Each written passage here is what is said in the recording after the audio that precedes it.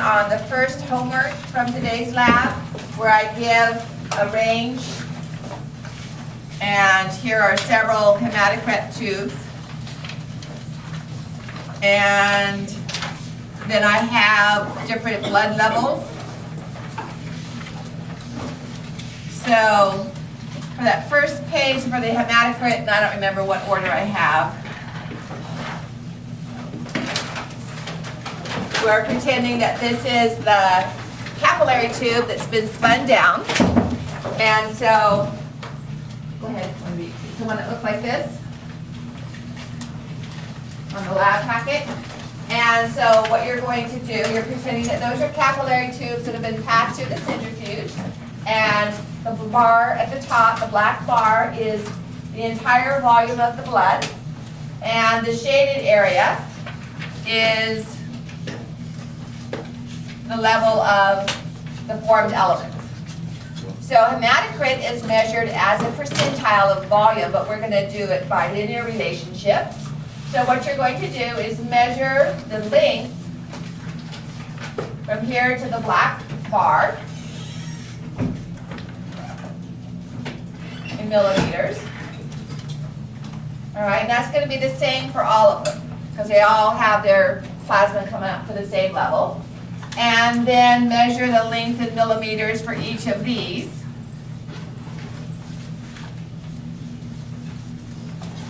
And this one, and this one, and this one. And then hematocrit is going to be A divided by B, and you're going to get some percentile. Okay? So remember, we said our normal range for female is about 38 to 42%, and male is about 46 to 48 or 50%.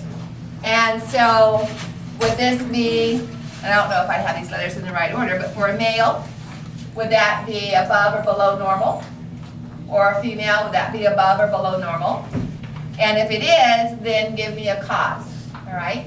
So obviously this one is more than 50%. So whether it's male or female, this is way too high.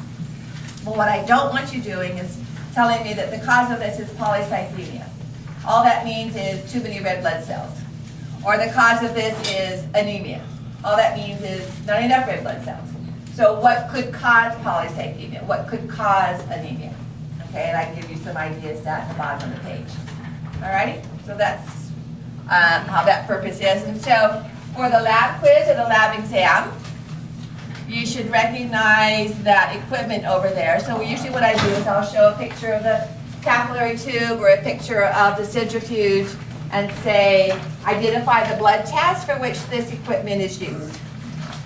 So that would be a hematocrit, and it's measured in percentile. Okay. Another test in which we measure the protein is hemoglobin.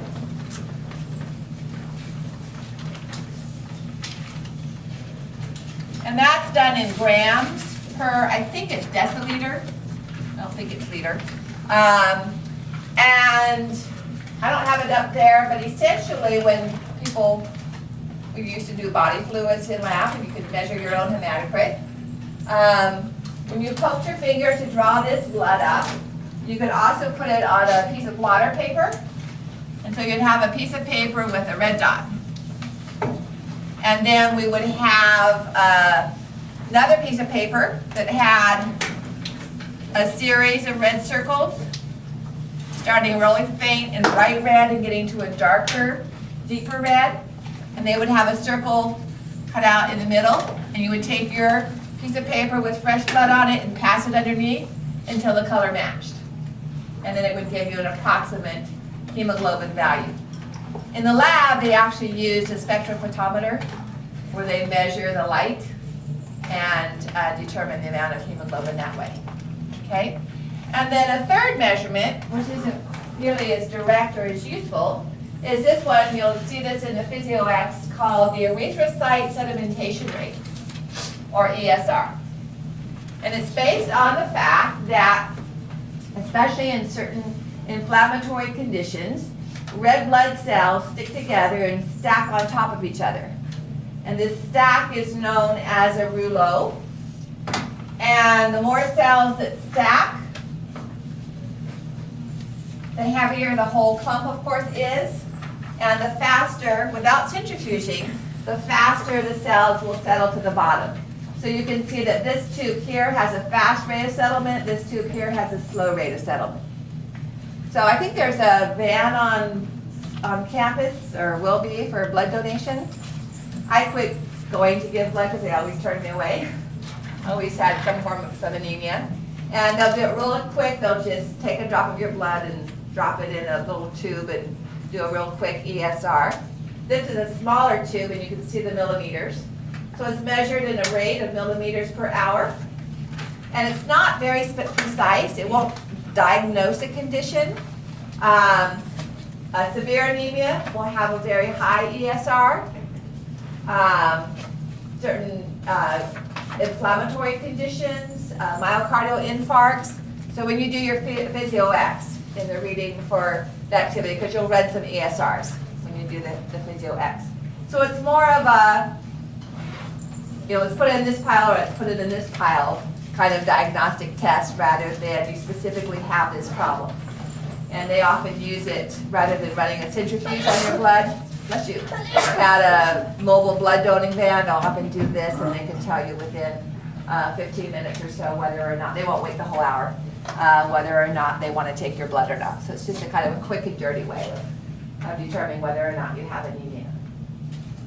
You don't have to know these formula or anything like that, but they just put the information up there.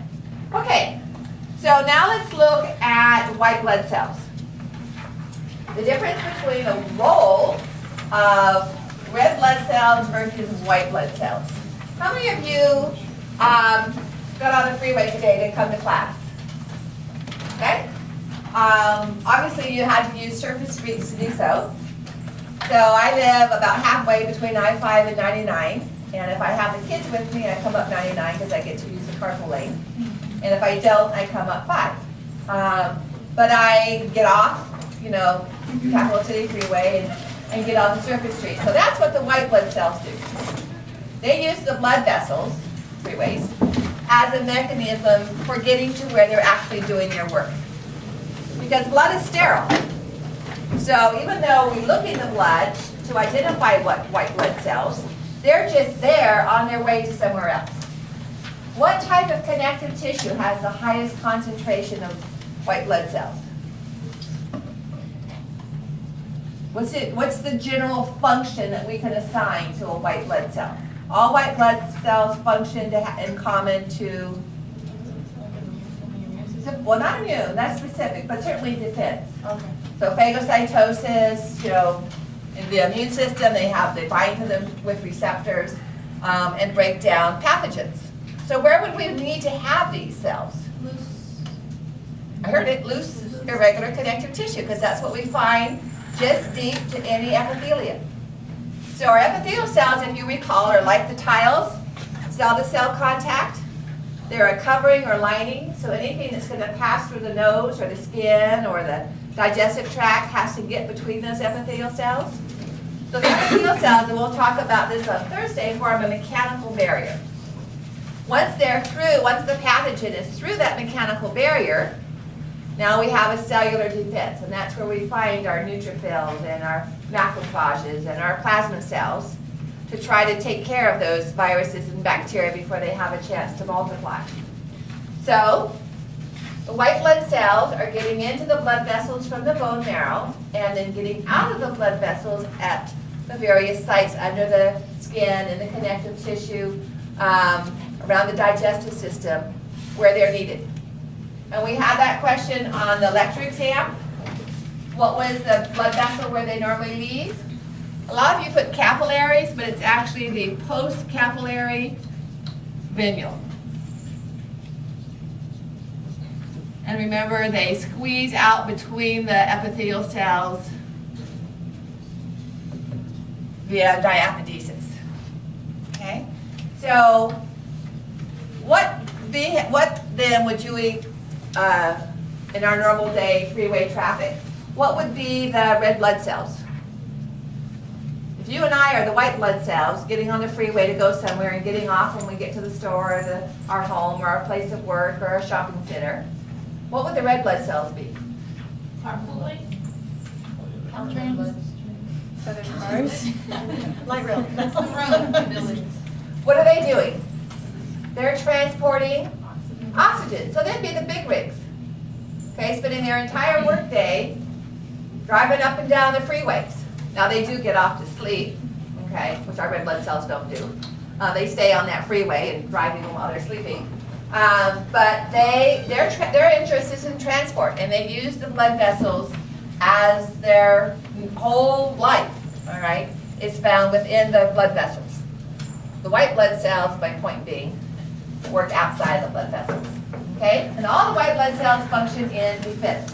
They actually are all phagocytic, meaning they ingest and break down, although the basophils, that's not a major function. All right, so white blood cells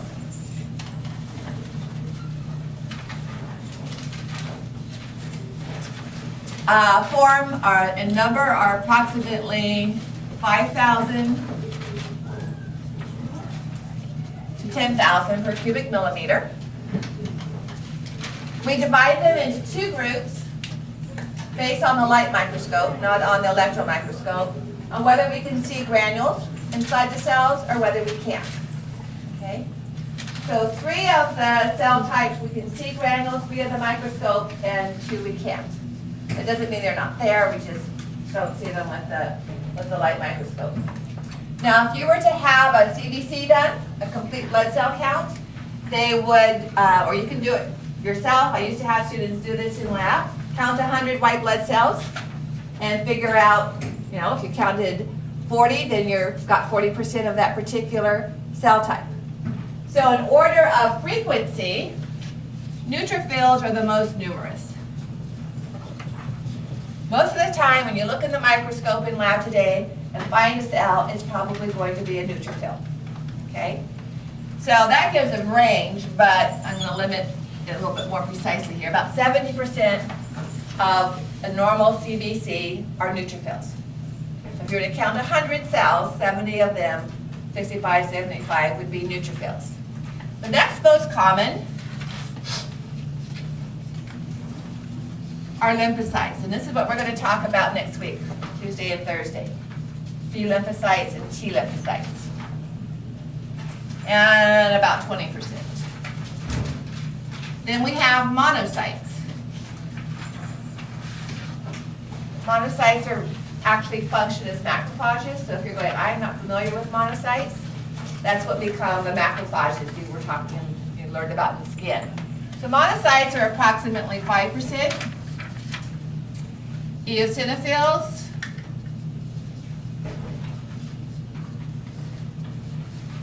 (2 to 4%), and basophils are usually around 1 to 2 or less than 1. Okay. So in lab today, you'll probably see all of those but basophils. Last year, we actually found a basophil. A lot of you will think you found the basophil, but they're going to turn out to be lymphocytes. Okay, and we'll see why as we go through our description. So the ones with the star are granulocytes. Okay. And the other 2 are agranulocytes. Wait, can you repeat that again? The one with the star The are... ones with star have granules in them, so they're considered to be granulocytes. This word right here. Or they're granulocytic, and the lymphocytes and the monocytes are considered to be agranulocytic. At least in the light microscope, we don't see granules inside the cell. Professor? Yes? So, the percentages that you gave us, what is that again exactly? So out of 100 cells, Oh, okay. that's the proportion. So the neutrophils are the most numerous, and then lymphocytes, and then monocytes and so on, and that's approximately the percentage you would see in a normal CBC. So you count 100 cells, you would count 70 of them would be neutrophils, 20 would be lymphocytes. What about like actual red blood cells? Red blood cells, we don't count. I mean, we would get the amount of red blood cells by doing a hemoglobin or hematocrit. So if you look at a picture, So in other words, if we do a scan of blood, and that we'll be doing today, and we see get to a normal. This is not common to see this many in one thing, but you're going to scan through. We don't count the red blood cells, those are in the millions. So as you scan across the slide, if you were working in a lab, they now have this automated, but you would have a finger counter, and every time you saw, you'd have one button for a neutrophil, one for an eosinophil, and every time you saw one of those, you'd push a button down. Or you could make a slash mark. And then when you got to 100 and went back and looked at your proportions, they would be approximately in this ratio. Okay, so you wouldn't be counting the red blood cells. All right, so remember our process of the formation of red blood cells was called erythropoiesis. And when we form white blood cells, that process is known as leukopoiesis. So we start out with the hemocytoplast, and we can't tell when we see that stem cell whether it's going to be a red blood cell or a white blood cell. And then it differentiates into the cells that are going to form lymphocytes and the cells that are going to form all the others. And what I want you to know about this, you don't have to know every stage here, but what I want you to know is that when we get to the myelocyte stage, then we know which of the granulocytes it's going to be. Myelocyte is the first time we see the granules, and so we know whether it's going to be a neutrophil or an eosinophil or a basophil at the myelocyte stage. The promyelocyte stage doesn't have any granules, and we can't determine what the further differentiation is going to be.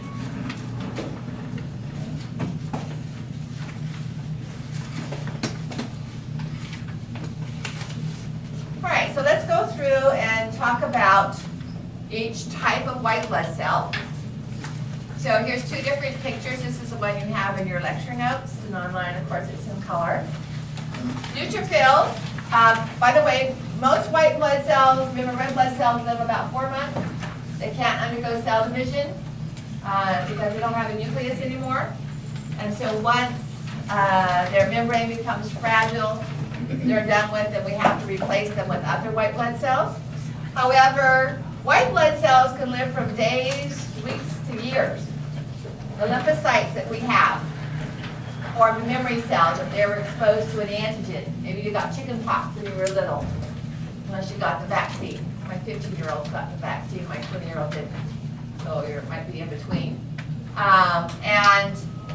Whether you got the vaccine or whether you got chicken pox itself, in your body you have memory cells that were formed from the reaction with the chickenpox virus, and they're going to stay with you for the rest of your life. Okay. Neutrophils have a shorter lifespan because they get involved in fighting pathogens, so we produce new ones. The key characteristic of a neutrophil is its nucleus. So it has what is called a polysegmented nucleus. And it has lobules, but they're all attached to each other by thin strands. And in fact, if you worked as a lab technician or a lab technologist, a medical technologist, I couldn't think of that word this morning. You get your bachelor's or BS in medical technology and work in a lab. These are often referred to as polys because of that polysegmentation. They have a very fine granule, so very tiny granules, usually pink staining.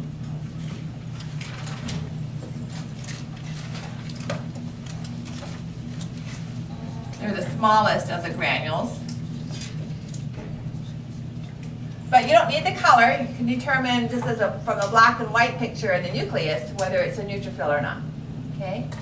These are larger than red blood cells, so they're usually in the range of about 12 to 15 microns, I think I have in the lecture notes. Remember, red blood cells are about 7, so these can be twice the size of a regular erythrocyte. They are phagocytic.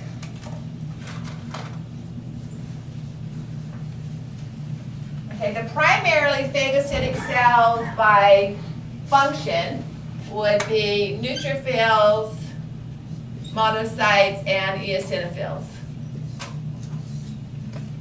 Basophils are even phagocytic, but that's not a big function of theirs. So all these are phagocytic, but these three, neutrophils, monocytes, as macrophages, and eosinophils, that's a major function of theirs. And so the granules contain enzymes, antimicrobials that function to break down whatever it is they phagocytose, internalize. So if you have an infection, let's say you cut your finger or pulled a hangnail or something and it got infected, that pus is going to be neutrophils and the dead bacteria. Okay? All right, then we have the next granulocyte is the eosinophil. And this one is slightly a little bit smaller.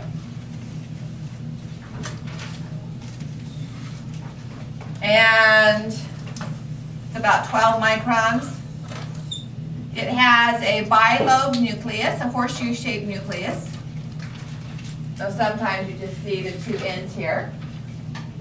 And it has larger granules that are acidic. Eosinophil means acid-loving. We're not talking drugs here. These tend to be orange to red. But the nucleus is still very distinct because it's staining a blue color.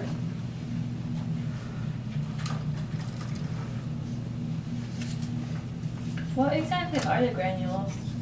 Pardon? What are the granules? They're chemicals that the cells usually use for their function. So in basophils, they release histamine, neutrophils, and eosinophils. They're chemicals that they use to break down what they're phagocytosing usually.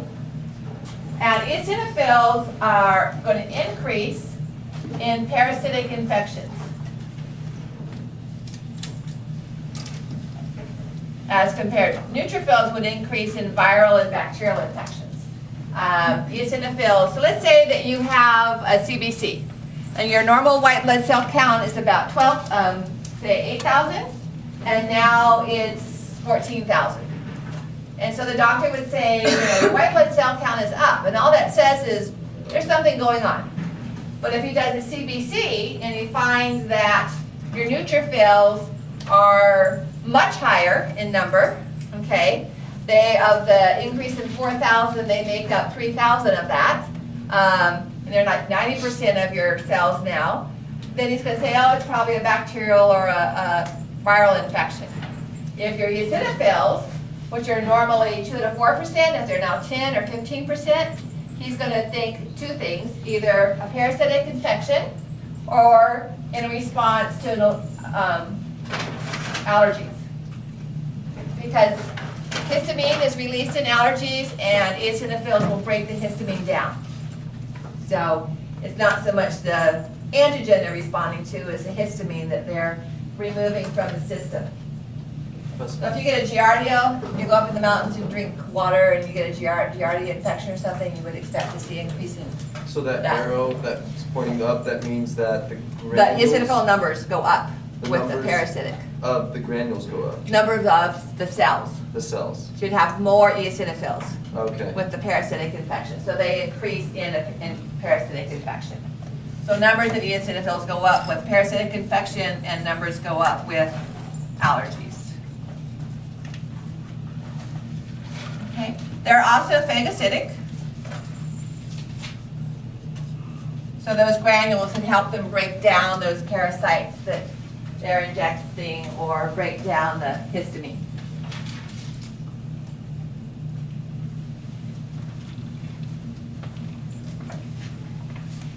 All right, then the third and last type of granulocyte is the basophil. This one's a little bit smaller.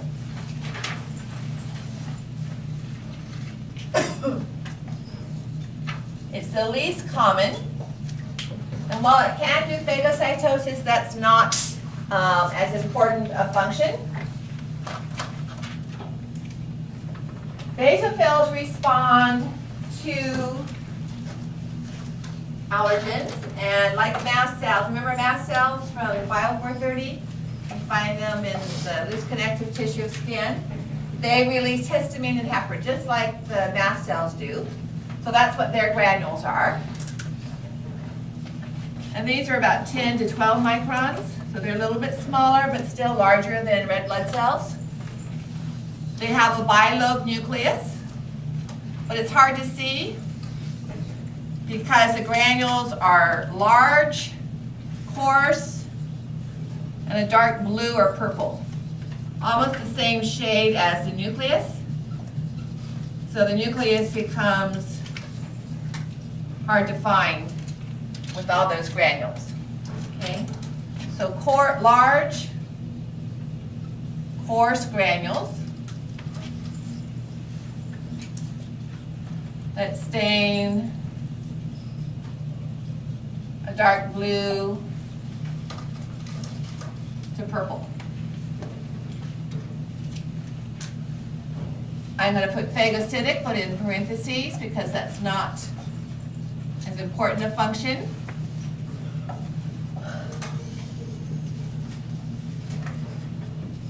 And they release histamine primarily. Now, they are activated to release histamine by interacting with immunoglobulin E molecules.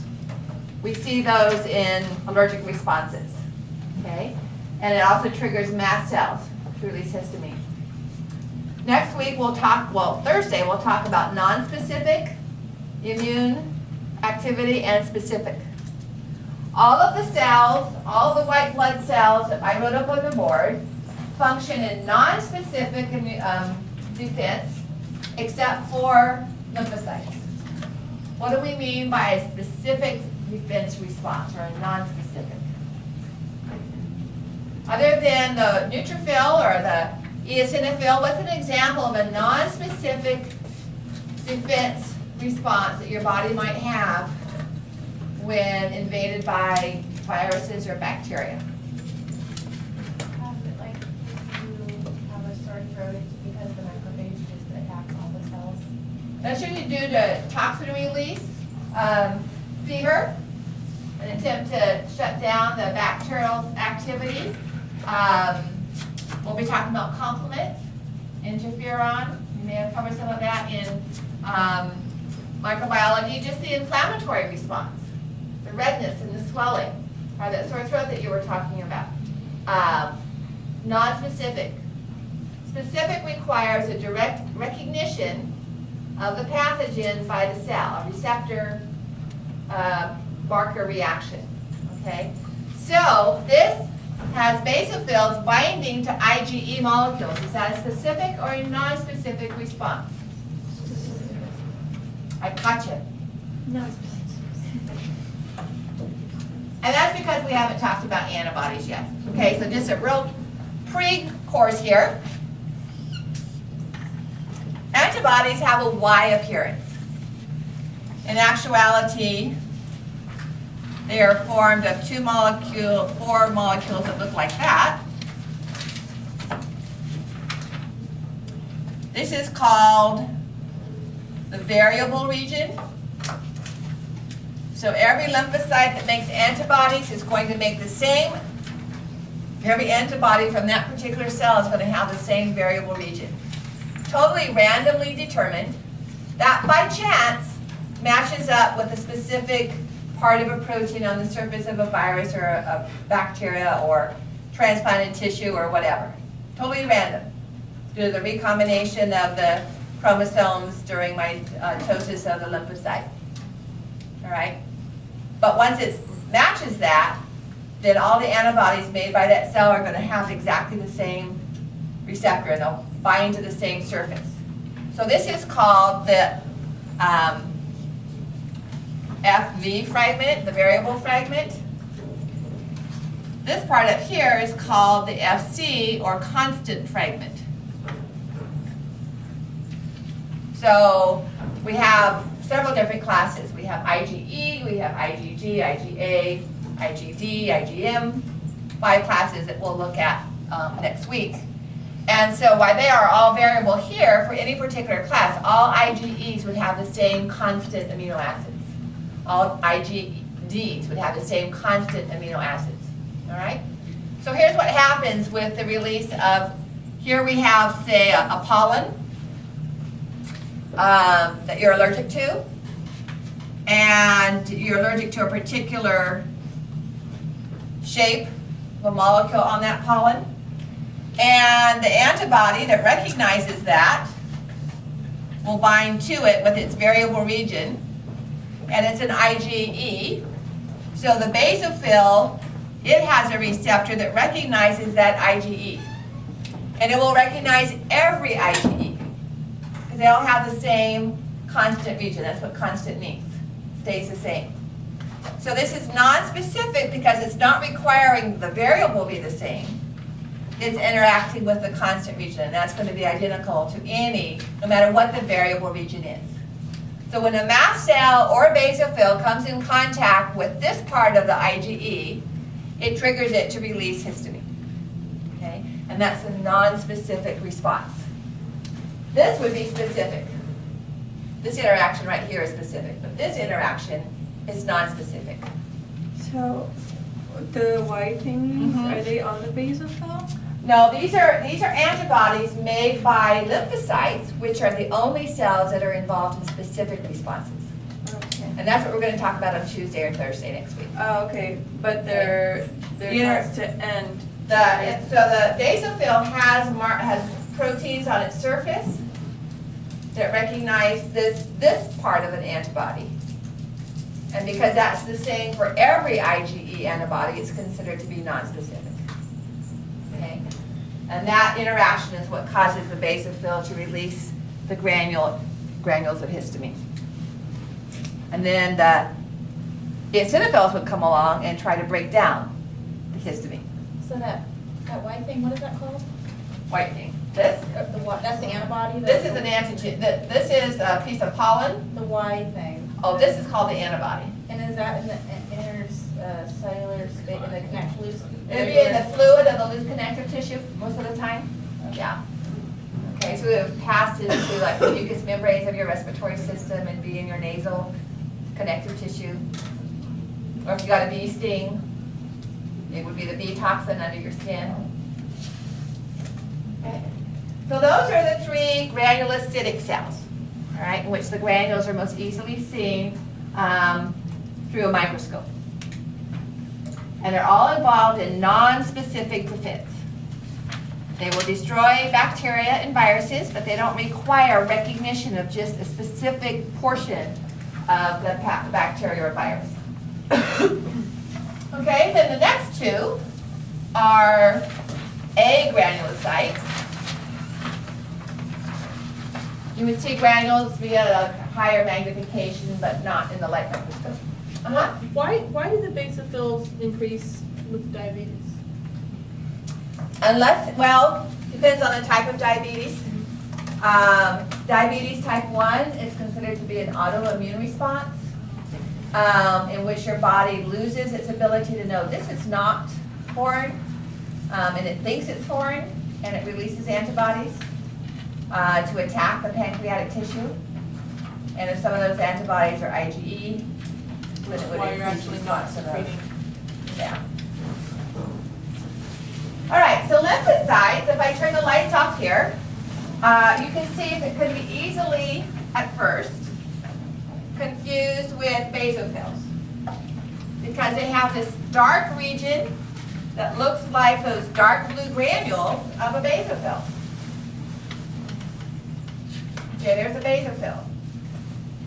And the nucleus has light and dark regions in it, so in microscopes, students will often think they're looking at the granules. But if you look right along the edge of the nucleus, see how smooth that is? If we go back to the basophil, you can see the granules give it an irregular surface. Okay? The basophils also, because they're agranulocytic, whoops, go backwards,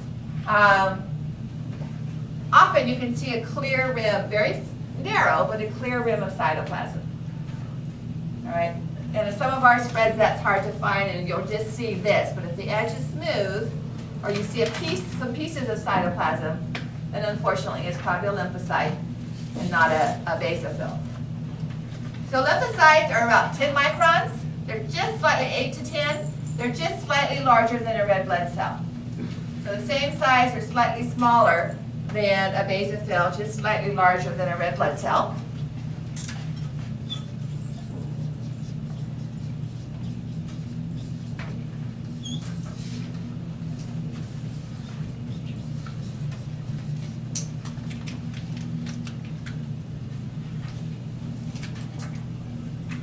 And it's the fact that the nucleus has light and dark regions to it that makes it look so confusing. So it looks like the granules are present. Okay. This is the only one involved in specific immunity. And that's what we'll talk about next Tuesday and Thursday of next week. This Thursday we'll talk about non-specific. And next Tuesday and Thursday we'll talk about B cells and T cells, or the other T cells and B cells. When they're in the blood, you can't tell the difference. All right, when they're unreacted, even in an electron microscope, you can't tell the difference between a B cell and a T cell. When a B cell has been exposed to an antigen and it's making antibodies, antibodies are proteins.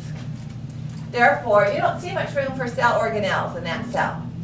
The cell has to change and develop the Golgi apparatus and the ribosomal ER. So a B lymphocyte that is actively making antibodies will look like this. You'll actually see a light, and I have a cancer here of B lymphocytes.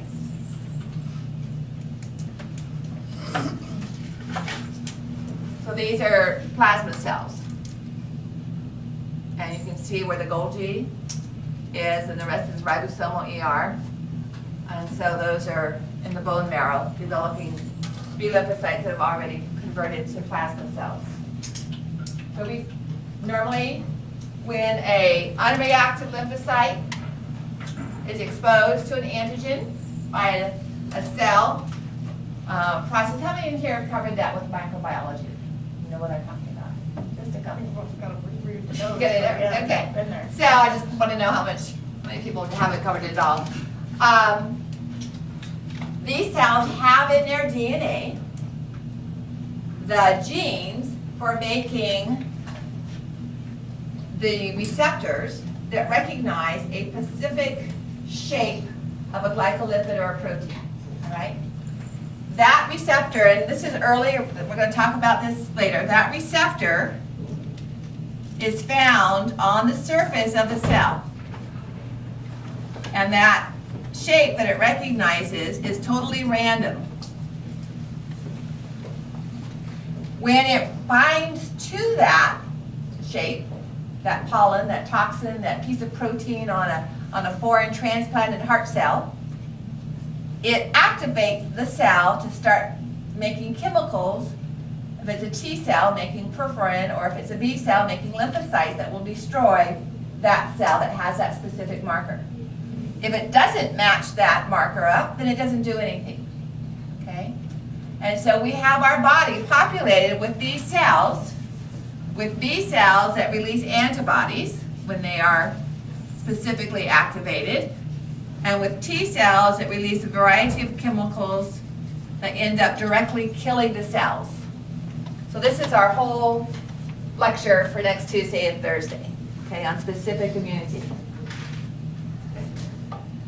B lymphocytes are phagocytic, okay? Part of their process of becoming activated is internalizing that antigen. And so we have a group of cells that are phagocytic and present the antigen to the B cells and the T cells. These group of cells are identified as antigen presenting cells. APC, one of those acronyms you might be asked to, like MAP or something, and to identify.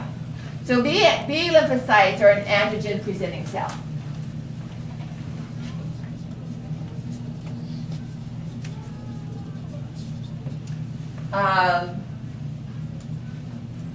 Dendritic cells, which are a form of macrophage, and macrophages. These come from monocytes. So we'll be talking about their role next week. I don't want to get too far into it now. But they are part of the steps in activating these cells and saying, here, see if this particular antigen is one that will make you happy and will make you make antibodies. And if it doesn't bind to it, it goes and presents it to another one, okay? Macrophages ingest pathogens, right? They're going to find a bacteria and they're going to internalize it through endocytosis, and they're going to break it down with their lysosomal enzymes, and that's kind of where we stopped in Bio 430. What they do is they take pieces of that viral coat or that protein and bind it to molecules and insert it out on their surface, and that's the presentation. So if it randomly bumps into a B lymphocyte whose receptor matches it, that activates the B lymphocyte.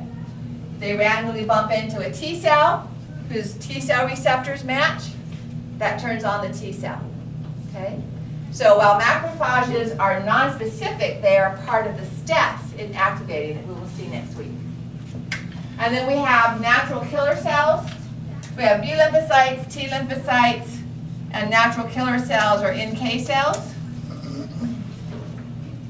These are non-specific lymphocytes. So they are lymphocytes that don't require receptors. Yes? Yeah, you were saying that they have to bump into each other. Do you mean like the binding sites have to actually touch? Mhm. So There's what no if other they bump attraction. into each other, but the binding site is like they don't touch, like so? Then it won't? it's, you know, just, yeah. It just has It's to just this somehow- random moving around. Oh, So it's amazing when you think how many millions of cells you must have yeah. that have randomly produced a shape that matches up with a shape on some cell or protein or pollen or something like that, that we have these reactions. And then the other side of the picture is why we don't attack ourselves more often. Because all of our cells have randomly produced shapes as well. And there's a whole process we'll talk about why that doesn't happen. Okay, but in the blood, this is how we see the lymphocyte. We can't tell if it's a B or a T. Okay, so in the plasma in our bloodstream, that's all we can tell. And then the last one is the monocyte. These are the largest of all the cells.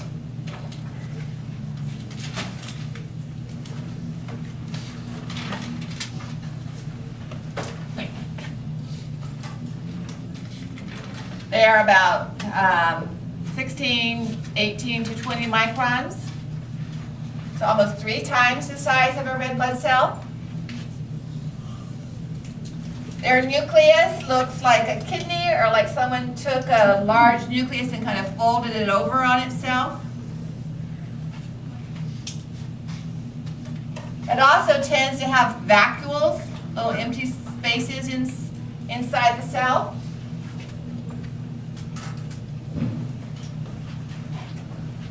On our slides, notice how the red blood cells kind of push in and change their shape. But here we have these light and dark spaces. Here's some of those vacuoles. So these cells will develop into macrophages, or the dendritic cell. They're one of our majors, a macrophage. It has phagocytosis in its name. All right, so in their own right, they are next to neutrophils as far as phagocytosing and breaking down pathogens. And then they're part of the antigen-presenting cell group that we'll talk about next week. Before we go on, here are some other images.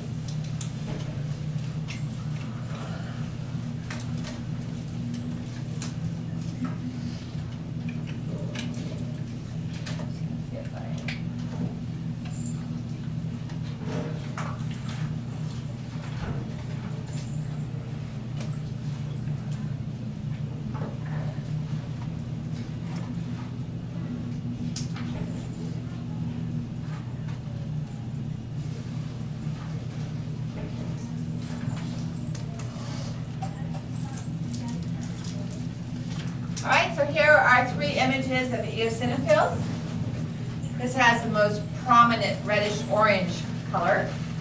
Here it's kind of muddy, but then so are the red blood cells kind of muddy. All right. Here, the kind of has, the lobes are actually attached, but you can't see in the picture. Is there a question? Yeah, it's just in the other corner, it really looks like an eosinophil, but then I guess Down you here? just look at the side. Yeah, look at the size and the granules. Remember, these have granules. Okay. So I didn't assign a histology text for this class because I would prefer that you got the netters if you were going to buy an atlas, and there's so many images available online. So you can just type in histology eosinophil and do an image search, and you'll get thousands of thumbprints that you can quickly look at and see a great variety. You don't want to just see one picture and say, okay, that's an eosinophil. Because you can see they all look a little bit different. All right, here's a monocyte. This one doesn't look particularly large. This one is. See the little lighter areas I was talking about? Sorry, can you go back to that last slide? Sure. The one in the upper right-hand corner, is that a neutrophil? No, it looks at first as a neutrophil because of the separate nuclei, but it has larger granules. So but I wouldn't show that on a lab exam or quiz. I'll give unequivocal examples. Okay? When you see neutrophils, you'll see their granules are smaller than that. But the color is very similar.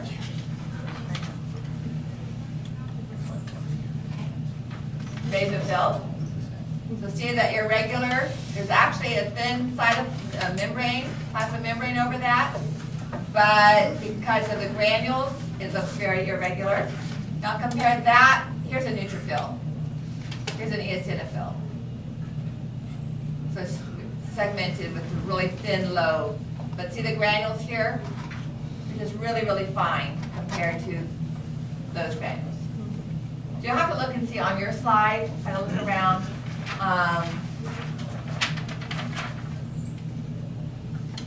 Normally with a neutrophil would see these thin attaching segments. This is just an unusual one that one, whoops, where it's attached by a thin strand. I would put that up there as asking you to identify it as an eosinophil. I'll put something more to the common appearance. All right, so neutrophils and lymphocyte. So here you can see just a little thin amount of cytoplasm separating it, and they're just slightly larger than red blood cells. Okay, so a little bit of practice and looking for those clues will help you identify them. And it's not, we're not going to go, the in between, the really weird ones. If your blood slide is hard, if your slide of blood that you're looking at in lab has a bunch of, I don't know, the cells are all broken and the slide is staying weird, just go get a different one, because it's not worth your time trying to identify a bunch of cells that look weird or broken or lysed.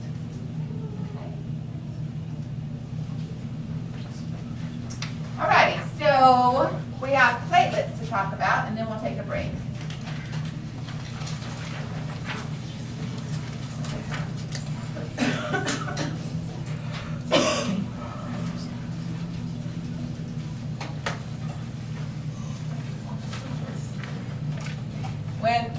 When macrophages don't look anything like